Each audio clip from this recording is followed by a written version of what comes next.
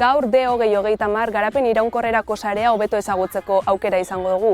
D2030 Debagoieneko lankidetza sare irekia da. Helburu nagusia erronka komunitarioei modu sistematiko eta bateratuan erantzutea da. Nola ordea? Parte hartzea izango da erreminta garrantzitsuenetariko bat. Eta horretarako Elena Errarterekin eta Igor Ortegarekin geratuko gara eta bailarako parte hartzeaz, izan duen bilakaeraz eta D2030ek dituen erronkez hitz egingo dugu. Baina aldez aurretik herritarrei galdetuko diegu zer den haientzat parte hartzea.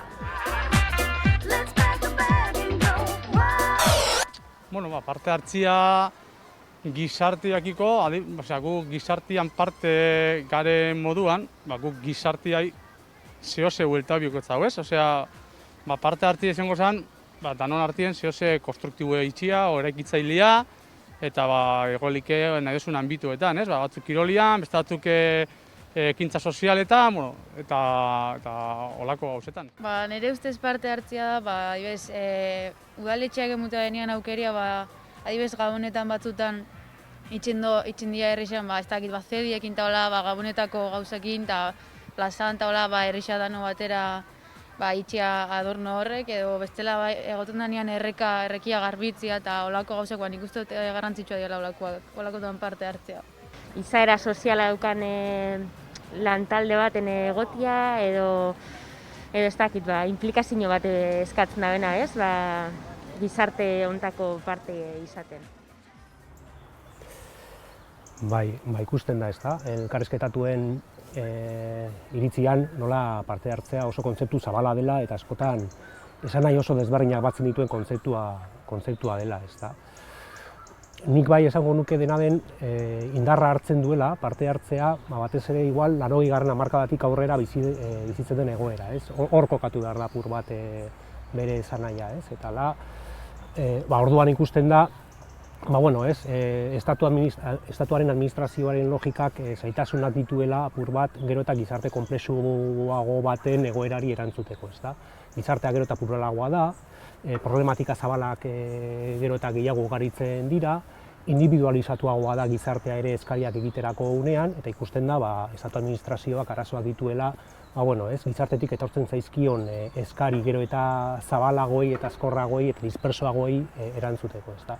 Eta orduan ikusten da, estatuak baduela olako zilegitasun eta eraginkortasun krisi bat, eta ulertzen da parte hartzea, herritarrengan oinarritutako parte hartzea, soluzio egokia izan daitekeela egoera horri erantzuteko, ezta? Orduan, hasten dira zabaltzen, aurrekontu parte hartzaileak, komunitate dinamikak, bestelako dinamikak eta bar, horri erantzuteko, ez? Jakinik, gero parte hartzea maila desberdinak ere badituela, ez? Izan daiteke informatiboa, izan daiteke konsultiboa, edo mailakatu daiteke nolabait ere, erabaki ahalmenean nolabait ere urratsak egiten, pertsonen erantzukidetasuna nolabait ere garatzen, edo inkluso azkeneko maila batean ere, gizarte eta pertsonen autoeraketa eta kudeaketa prozesu partekatuak garatzen, ez? Eta Elena, D2030 sarearen barruan, zer da parte hartzea, nola ulertzen da hori? Debagoien 2030 ekimenaren baitan parte hartzea eta oro har askotariko eragile eta herritarren arteko elkarlana esanik edala hasieratik finkatu da oinarrizko balio bat eta praktikara eruen gure dan modalidade bat, ezta? Orden batetik iruditze jaku etorkizuna berramesteak eta etorkizun horre beharko dituen egitura, soluzio eta ekimen desberdinak sustatzeko beharko dugula imaginazio eta sormen lan handi bat egiz, ez dakigu, nola, ez da euskogu ondio eskuarteen soluzio horrek eta orduen petzetako parte hartzea bai dela ezinbesteko, ez da, benetan eskualdeenek dauken inteligentzia kolektibo hori izango dela, benetako eroa dala, daukogun osagai importantina eta berazgarrixena zela bait, etorkizuna berrera ikitzeko. Horri lotuta uste batzuk badagoz eta antza gainbera egon leike parte hartzea bailaran, horren inguruan be galdetu ditzegu herritarrei. Lehen gaztiak batez askoz inplikatu hau zeren ekintza sozialetan eta gaur egun ez dakit, gero ez da individualoak uste gala eta ez bakoitza doia bere airera eta orduan implikazio hori gutxitzen doiala uste dut. Nos ha tocado luchar, nos ha tocado buscar la vida y no hemos tenido todas esas cosas que han tenido nuestros hijos y eso es acomodado creo yo, que eso es un poco, no se implican. Nire ustez igual ez gara implikatzen haien garrantzitsua, edo haientzat garrantzitsua den gauzetan, baizik eta guretzat gaur egun diren gauza garrantzitsuetan. Ez nik uste kirol elkarteetan edo hori gaztetxetan bai implikazioa dagoela. Bueno, baina danetik egoten da, oin bezanetik da, gaztiak. Daukena respetua, daukena arduria eta arduratzen daenak eta asko da, eta beste batzutan ikusten duzu, ze pasatzen da, kestotzela ardura ezeaitzik, baina ez da sartu behar da nopotzu baten. Igual izelik bai teknologia berrixengatik, egoten garela mobila, tabletak, bideojokuak eta izelik, nik ikusten dut movimiento sozialak igual bai jetxidei garela o diela apur bat, baina bueno, saiatuko gare hori aldatzen, generazio berrixak lortzen dauden hori aldatzea. Gaur egun ere eraldatzeko mugimenduak ere dauden, plan, eta gazteak nola baite lideratzen dutenak, adibidez, plan hori kambio klimatikoena edo feminismoa mundua eraldatzen ari dute eta garrantzitsuak dira eta parte hartzen ditugu. Bueno, bai, egisa da, ez da. Debagoien 2030-etik, 2019 urte hartan lanien hasi gitzenetik, egin dugun lehenengoko lana izen da, hainbat herritarrekin elkarrizketa sakonak eukiki, ez da. Benetan ikusteko eskualde honek, zela ikusten dituen eskualde erronka, zela ikusten duen etorkizuna, eraldaketarako ze gogo eta ze motivazio egon leiken. Eta hor, oso islatzen den gauza bada, badauela percepzio hori hemen asaltzen den, ez da, nolabait, parte hartzearen logika horreik ari diela zelabait indargabetzen ero, ez da. Eta, nolabait, segurutik horrek egitipe eukiko dau, ez da. Segurutik ongizatearen eraginez be, gizarte beharrak asetuta da zen neurrixin, parte hartzerako motivazio eta indarrak ahuldu ingo die, baina eraberien ikustot eskualde honek bere ADN-ean ez da badaukela ondio komponente hori, ez da, badaukela nolabait jarrera proaktibo bat gizartarekiko eta badauela zelabait minberre bat ondio gainera ikusten den, ez da, ikusi bestek ez da gaur egun be, gizarte mugimenduen dinamikak, alde desberdinetek ari dien garatzen, ari dien indartzen, esate bateko okurritu gat feminismo mugimentua, ez da, ipatzia, azkenengo urtetan proposamen oso interesgarrixakin eta gizarteak kohesionetako indarra handixakin zela ari dan garatzen, ez da, eta ero bestela begiratu bestik ez dau, COVID-aren kontekstu honetan, zela hilabete gutxitan, gure herrietan bertan, arrasaten oinatin bergaran zela sortu dien, pixka bulkada komunitario horreti baita dinamika desberdinak zaintza zereak diela ero beste batzuk, nolabait, momentuko gizarte behar izanei erantzuteko, ez da hor ikusten da badauela ondio indar hori, eta peteta jatu hori rekuperetia eta hori indartzia eta hori bultzatzea dela gainera etorkizunerako eukiko dugun komponente interesgarrienetariko bat. Igor, zuk alera uste dozu, zela ikusten dozu parte hartzean bilakaera Debagoienean?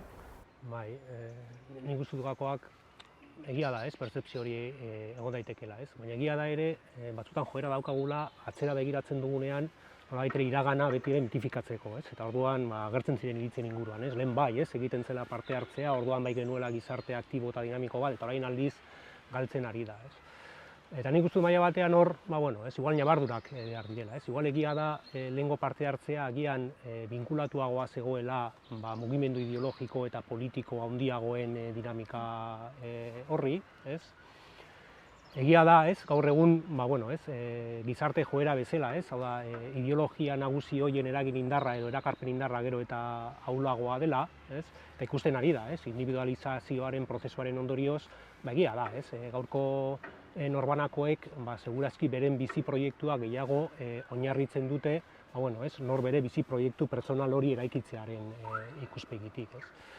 Eta egia da, nik uste badagoela ere beste joera bat, gaur egun ere, gizarteak esaten da likidoagoak edo direla, eta egia da ere, gaur egungo pertsona nik uste dut ere konpromiso sendoei eta iraunkorrei nolabait ere ihes egiteko joera ere badugula oro har. Baina dena den, nik uste dut hor azpimarratu behar dela ikerketek ere adierazten dutenez, kolektiboki ere hobe bizitzearen aspirazioari uko egin ez diogula gizarte bezala. Egia da, ikuspegi hortatik ere interesantea dela, nahiago dugula gizarte parte hartzaileago bat, nik uste feminismoaren balioak ere ikusten da indarra hartzen ari direla, elkartasunean oinarritutako gizarte bat nahi dugula, bai, naiz eta agian, ez, norbera gero parte aktiboa ezartu ekimen horietan, ez. Baina da nik uste dut hor badagoela gakoetako bat, ez. Gaur egun segurazki politika publikoetatik datozen erabakiak zilegiak izango dira herritarrentzako, baldin eta prozedura ireki parte hartzailearen bidez hartu izan badira, naiz eta norberak hartu ez zuzenean erabaki horietan. Orain ikusiko dugu ia zuendako besteko garrantzia dakan herritarrentzako parte hartzeak. Galdetuko dugu. Nik uste dut herri bat izan zure herrixan parte hartu biozula danon komunia pentsauta ez bakarri zurion. Eta lagundu inbidala, azkenean danok zaindu bio eta ez da nire herrixe bakarrik azkenean danona da eta zaindu inbidala. Para mí es muy importante participar, o sea, en esto, ante todo lo que estamos pasando, por lo que estamos viviendo y pues creo que es muy importante dialogar, a veces platicar con personas sobre las cosas, sobre lo que está sucediendo y Gero, nahi badugu gizartea eraldatu eta gizarte on bat eukitxia guk zehose jarri dieko hori lortzeko. Eta gure ikuspuntua o gure lanakin zehose lortu baleike, nik uste dut nahikua dala o sobran dagoela, sobra dala, ja. En las escuelas, desde niños, que empiecen a hacerles responsables un poco o hacer que sean conscientes de que hay que participar. Bueno, dano gala ez, hemengo parte eta importantia dela danon artean erabaki sakartzia, implikazio bat egotia danon artean eta bakartasun horrek bakarrik eragiten dutzula, pues, ez dakit. Norbanakoan, ez? Egotia, ez dakit. Gizarteko implikazio importantia dela danontzako, danon hobe biharrez. Ikusi dugu ezinbestekotzat jo dute parte hartzea, garrantzitsutzat, eta galdetuko dizute lehena ea parte hartzeak ze garrantzia duen D2030 sarearen barruan. Nik uste dut hor da zela bigako oinarrizko, ez da, D2030 begiradatik. Batetik izango litzake, azkenin D2030 bilatzen dau, egungo kontekstu historiko konplexu honetan, undekogun erronka oso konplexua, klima aldaketa dala, digitalizazioak ekarriko dituen aldaketa sakonak, gizarte egituretan, lan egiteko moduetan, inklusioak dauzkon dilema eta maigaine jartu dauzkon erronka berrizak. Orduen, hor daukogu, momentu historiko igual ez gaela oso gai persibiruteko ez, kalien balizko ongizate egoera bate usaintzen du, baina egisa momentu historiko interesgarri baten bizi gaela eta erronka konplexua daukogula. Eta gaur-gaurkoz ditugun jakintza eta dazen dinamiketan ez dauela erantzunik benetan gizarte iraunkor, inklusibo eta orekatu bat eraikitzeko elkarrekin. Ez da, orduen batetik, helburu horrei begira, uste dut oso importantea izango dela benetan eraldaketa mugimendu bate gaitasun eukitzea eskualdeak dauken benetako potentzialidadea eta potentzialidadea pertsonetan, eragileetan, adin eta profil ezberdinetako pertsona horreitan,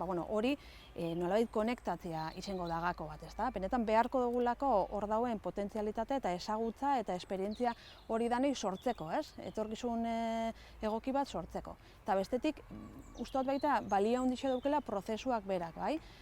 Azkenien, gizarte bateko orekaren elementu gakoa pertsonak die, bai? Eta behar ditugu pertsona kontzientziatuak, pertsona jantziak, pertsona zoriontzuak, eta nik uste prozesuak berak badaukola gaitasuna alduntze prozesu horreik emateko, eta hori behustot balioan jarri bidala. Nola sustatu behar da potentzial hori, hemengo jendeak daukan gaitasun hori? Bai, nik uste hor, Debagoiena 2030 ekimenean, hausnarketa hori nik uste oso presente dagoela, nik uste proiektuaren izaeran bertan kokatzen dela, nik uste lehenak esan duen bezala, nik uste komunitate bezala oro har sekulako erronka ditugu, nik uste Debagoiena 2030 fokoa jarri du, lanak hemen digitalizazioaren ondorioz izango dituen eraldaketan, aldaketa klimatikoak sortuko dituen erronken ikuspegitik, eta ez da exageratua esatea, segurazki 15 urtetan bestelako Debagoiena bat ikusiko dugula. Orduan, egoera horretan egiten den hausnarketa da, erronkak hain potoloak izanik, ezinezkoa da administrazio publikoa bera bakarrik honi erantzutea, ezinezkoa da enpresak haiek bakarrik honi erantzutea, eta ezinezkoa da ere mugimendu sozialek haiek bere bakardadean honi erantzutearena. Nik uste ezinbestekoa dela, hau komunitate erronka bezala planteatzearena. Eta horrek suposatu behar duena da, komunitate bezala ditugun baliabide guztiak aktibatu behar ditugula eta lankidetzan jarri horri erantzuteko. Komunitate baliabideak izan daitezke administrazioak dituen baliabideak, politikoak, teknikoak, finantzieroak, enpresek dituzten baliabideak eta noski, eragile sozialek eta herritarrek berarekin dakartzan energia guzti horien aktibazioarena. Nik uste hori dela pixkat Debagoien 2030ek egin nahi duen proposamena. Orduan, eraldaketa prozesu bat abiatu nahi du erronka horiei erantzuteko, eta hemen proiektuak, ideiak, ekimenak identifikatu behar dira, eta besteen artean herritarrek eta eragile sozial dituzten ekimen horiek ere identifikatzea ezinbesteko atala da. Horrek ere gartzen gaitu pixka bestelako hausnarketa bateri, nola sustatu parte hartze hori. Eta egia da, nik batzutan igual, historia honetan, ez tentuz ibili behar gara. Nik uste errealitate bat dela jendea ez dela parte hartzerako bizi, jendeak bere bizitza dauka, garrantzia ematen dion gauzei emateko, baina bai nolabait ere aktibatu behar dugu prozesu batzuk, prozesu zaindu batzuk izatearena, nun benetan jendeak ikusiko duen, inbertitzen duen denbora hori, gero probetxuzkoa dela, betekin ateratzen zaiola, eraiki nahi dugun prozesu kolektibo honetan. Gupe Debagoien 2030ek ez dakigula hori nola zela egin, ez dakigula proposamen osatu bat. Debagoien 2030 esperimentaziorako espazioa dela, eta hor markatzen ditugula balio batzuk, eta markatzen ditugula erronka oso potente batzuk, baina hemen gakoa izango dela, benetan lortzea jentian implikazio horretatik dagoen ezagutza hori elkarrera egine jarri, eta bidea elkarrekin topetea. Orden proba honbiko dugula, Igorrek esan dauen moduen probatze hori zainduta, jentei eskatu bijakonera arte, eta benetan gero hor generetan den ezagutza hori baita balioan jarrita. Lideratzen dabe, gaztiek.